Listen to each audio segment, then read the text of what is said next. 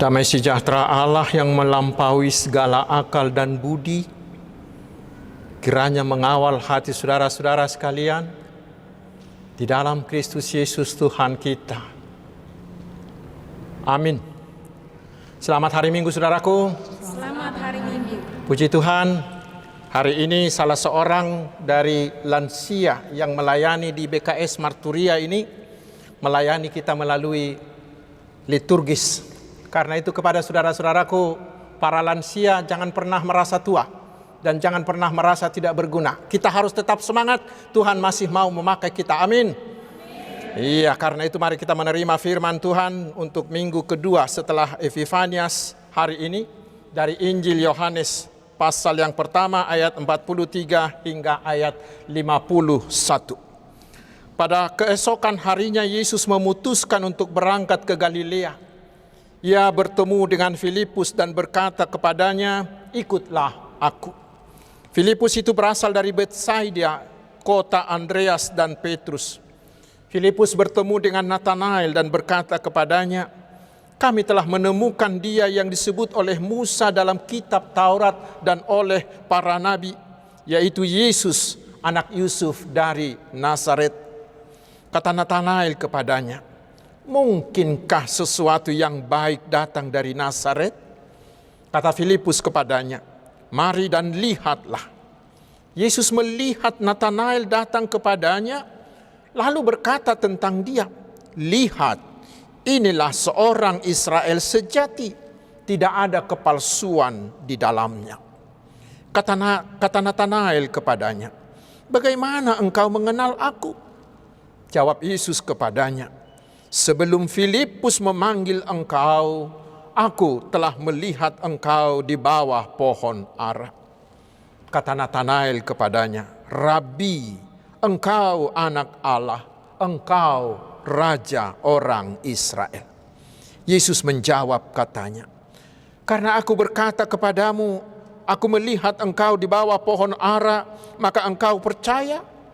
Engkau akan melihat hal-hal yang lebih besar daripada itu." Lalu kata Yesus kepadanya, "Aku berkata kepadamu, sesungguhnya engkau akan melihat langit terbuka dan malaikat-malaikat Allah turun naik kepada anak manusia." Demikian firman Tuhan. Saudaraku yang dikasihi Tuhan Yesus Kristus, seperti saya katakan di khotbah minggu yang lalu, ada pepatah Indonesia mengatakan, karena kenal maka tak sayang. Kita perlu mengenal dengan baik agar tumbuh rasa sayang. Dan teman kita Cak Lontong dalam mensosialisasikan vaksin COVID-19 mengatakan, karena tidak kenal maka tidak kebal.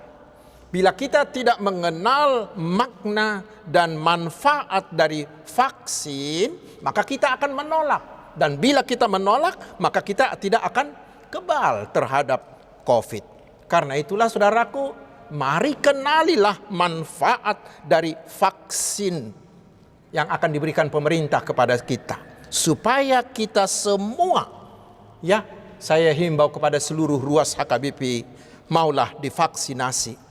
Sehingga akan terjadi kekebalan komunitas.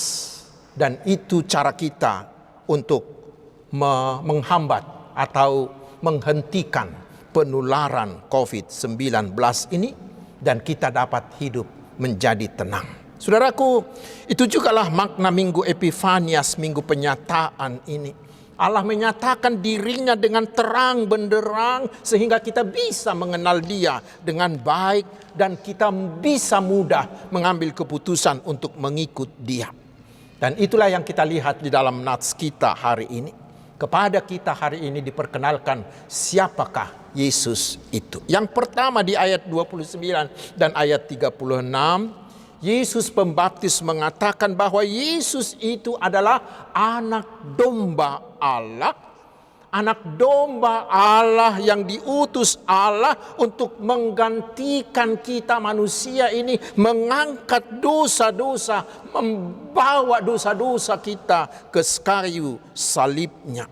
Yesuslah tipos atau gambaran dari anak domba pengganti Ishak untuk disembelih oleh Abraham di Gunung Moria. Yesus jugalah anak domba Paskah sebagai pengganti kematian anak sulung Israel ketika mereka akan keluar dari Mesir. Karena Yesus kemudian akan dikorbankan di kayu salib di Golgota. Dan dialah yang menggantikan kita menanggung semua hukuman-hukuman akibat dosa-dosa kita. Dan semuanya itu dibayarnya lunas melalui darahnya dan melalui tubuhnya. Sehingga bagi orang-orang yang mau percaya kepadanya telah tersedia pengampunan dosa. Tubuhnya menjadi korban pendamaian yang mendamaikan kita dengan Allah. Sehingga di dalam Yesus yang adalah anak domba Allah ada pengampunan dosa dan ada keselamatan. Di dalam anak domba itu ada jalan kembali kepada Bapa di sorga. Ada jalan untuk memasuki sorga kekal yang disediakan bagi orang-orang percaya. Karena itu jangan ragu-ragu sedikit pun untuk mengikut Tuhan Yesus. Tetapi saudaraku, di sini dipakai istilah anak domba. Istilah ini berkonotasi pada penderitaan.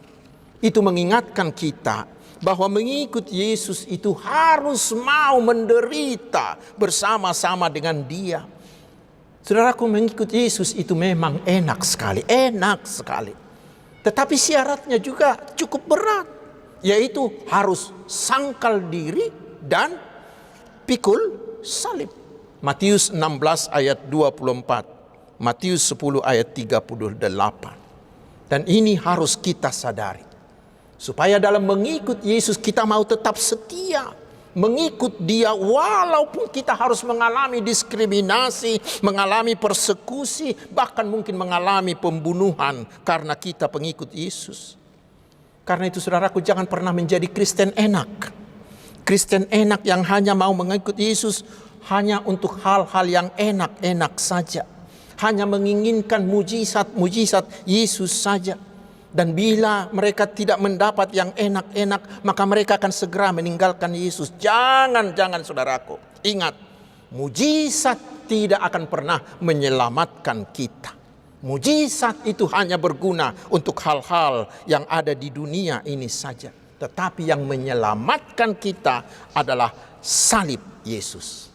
Sehingga dengan istilah anak domba Allah yang digunakan di sini, kita diingatkan saudaraku, jangan mengikut Yesus hanya karena mujizatnya, hanya karena yang enak-enaknya saja, tetapi maulah mengikut Yesus dengan memikul salib, menyangkal diri, menderita bersama-sama Yesus. Itu penyataan yang pertama. Yang kedua kita baca di ayat 45 dan ayat 49. Dari ayat 45 jelas dikatakan bahwa Yesus itu adalah juru selamat yang sudah lama dinubuatkan oleh Musa dan oleh nabi-nabi. Kita baca itu di kitab Ulangan pasal 18 ayat 18. Dan di ayat 49 dikatakan Yesus itu adalah Rabi yang selalu mengajar kita tentang Allah. Dikatakan juga bahwa Yesus adalah anak Allah. Dia adalah Allah sejati 100%. Ori Allah. Bukan Allah KW, bukan. Dia adalah Allah sejati yang berinkarnasi menjadi manusia. Dialah juru selamat yang paling sempurna yang tidak bisa kita jumpai di agama lain manapun. Dan kemudian dikatakan Yesus adalah Raja Israel. Tetapi bukan secara politis. Tetapi Yesus adalah Raja Israel yang baru. Yaitu kerajaan kumpulan orang-orang yang percaya kepadanya. Itulah kerajaan yang kekal. Karena itu kekuasaannya bukan hanya di dunia ini saja. Tetapi segala kuasa di sorga dan di bumi sudah diserahkan kepadanya. Segala lutut akan bertekuk lutut kepadanya, dan semua lidah akan mengaku bahwa dialah Tuhan. Filipi 2 ayat 5 hingga ayat 11. Saudaraku, dari penyataan tersebut bagi kita menjadi terang benderang bahwa Yesus itu benar-benar adalah utusan Allah, dan tugas utamanya adalah menyelamatkan kita, menyelamatkan dunia ini dari kuasa iblis, dari kuasa dosa, dan dari kuasa maut. Dan dia tugasnya adalah mengembalikan kita kepada Bapa di sorga. Karena itu dialah juru selamat yang sempurna.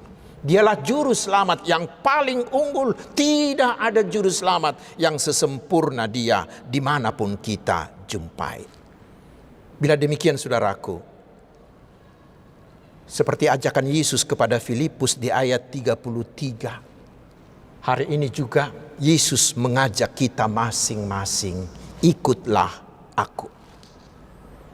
Apakah di antara kita masih ada yang ragu-ragu untuk mengikut Yesus? Karena sudah sangat terang benderang, dialah anak domba, dialah juru selamat yang sempurna. Karena itu mari ikutlah dia dengan setia, jangan ragu sedikit pun untuk mengikut dia. Dan ini mengingatkan kita saudaraku, jangan ada dari kita yang mencari Allah yang Allah alternatif yang lain. Allah di samping Allah Yahweh kita. Allah di samping Tuhan kita Yesus Kristus.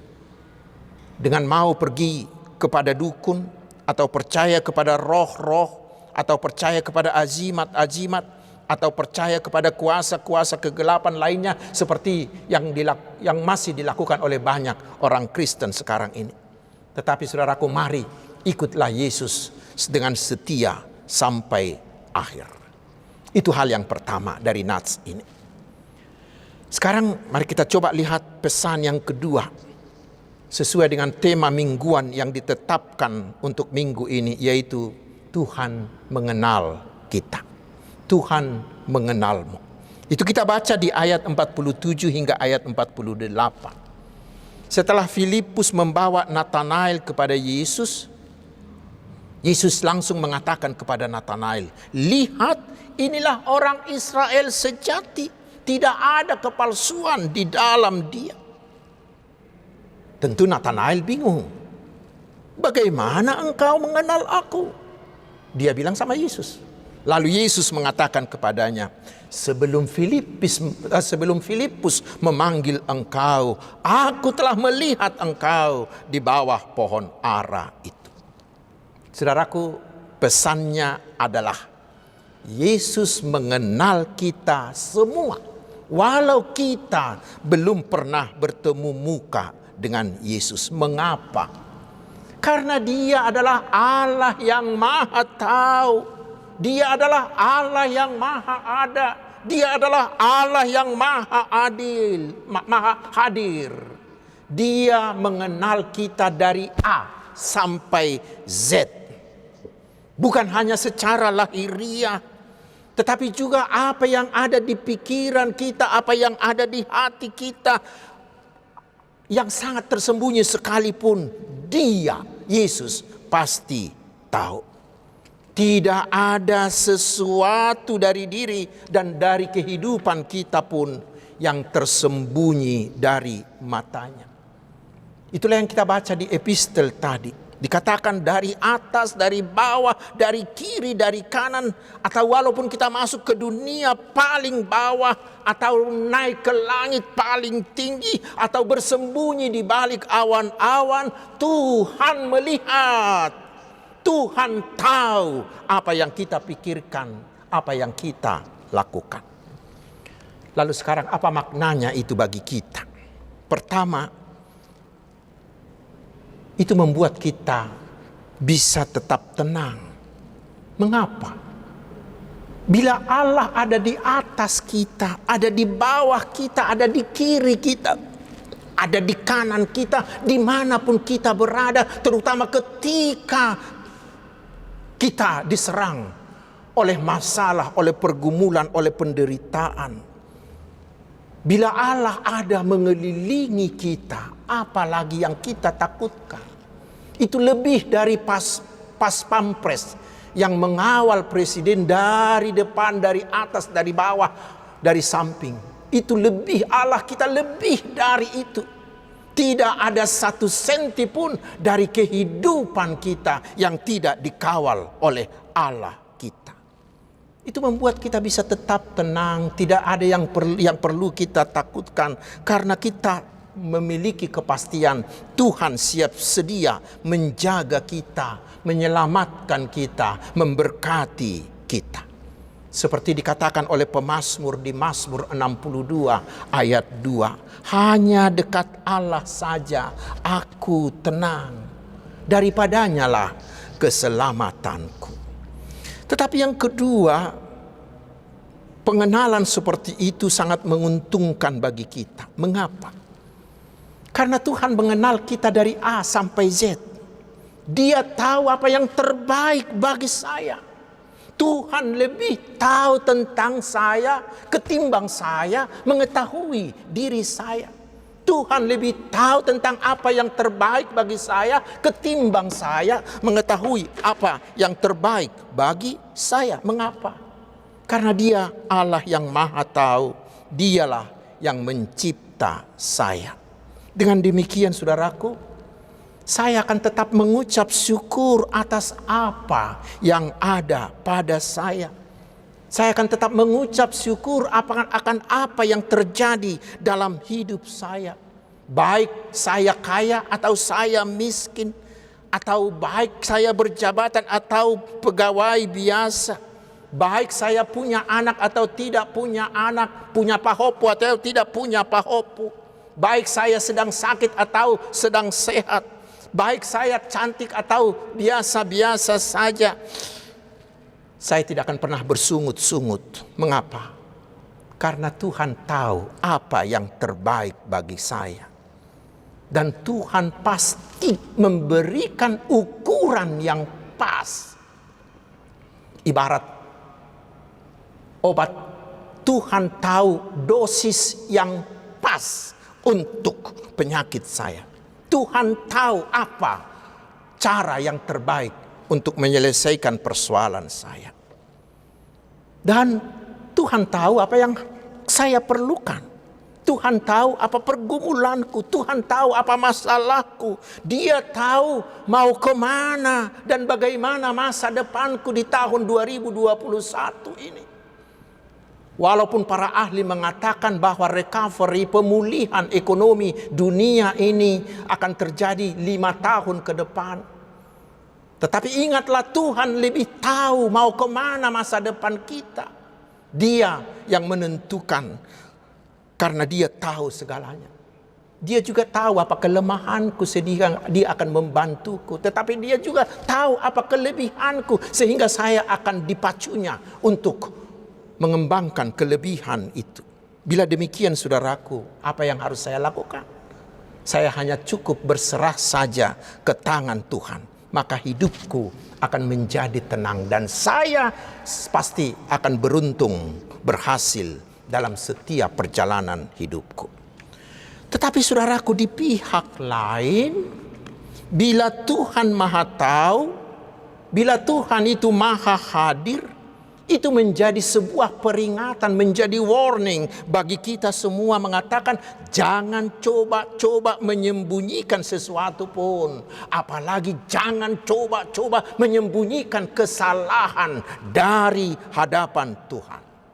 Karena tidak ada satu titik pun dari diri kita dan dari kehidupan kita yang tersembunyi. Tidak ada satu detik pun dari kehidupan kita yang tidak jelas di mata Tuhan.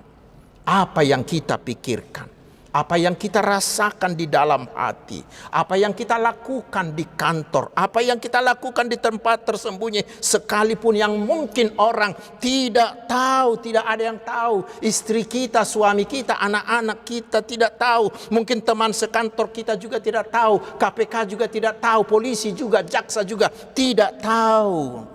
Tetapi ingat, Tuhan Yesus tahu semuanya. Ingat apa yang dilakukan Daud ketika dia berdosa terhadap Batseba.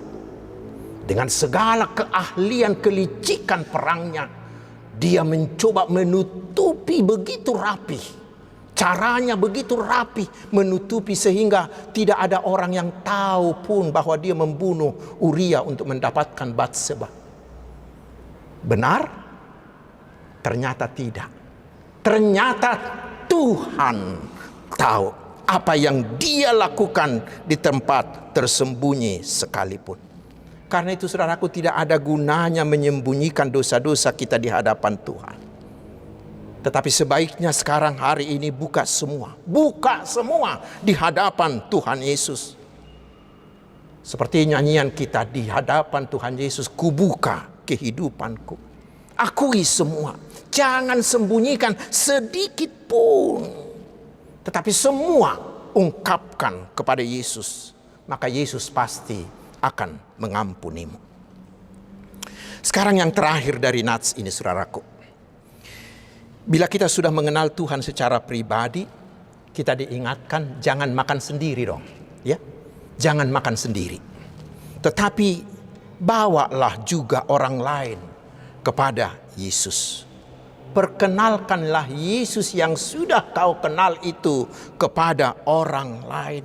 Seperti yang terjadi di dalam nats ini. Yohanes Pembaptis memperkenalkan Yesus kepada murid-muridnya. Lalu Andreas, muridnya itu mengikut Tuhan Yesus.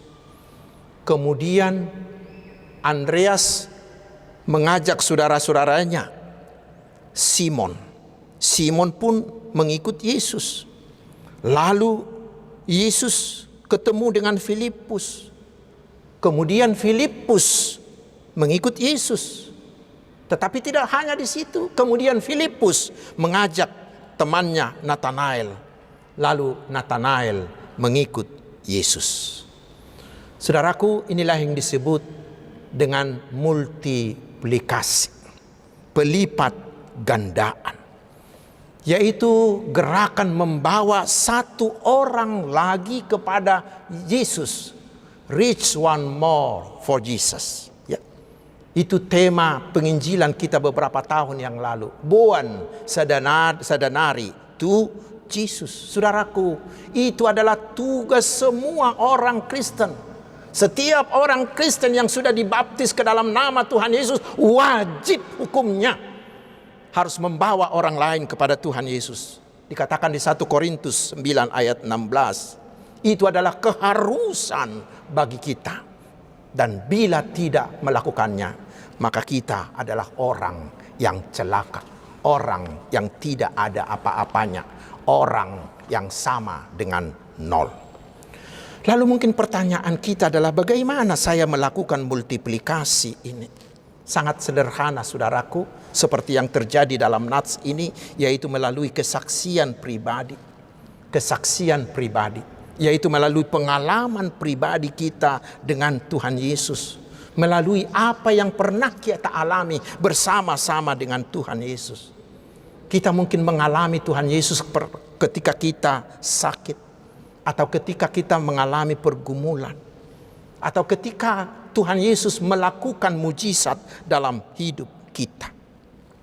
Atau mungkin kita mengalami Tuhan Yesus ketika kita bertobat lalu mengambil keputusan mengikut Dia. Saudaraku, kesaksian pribadi seperti ini sangat-sangat berguna.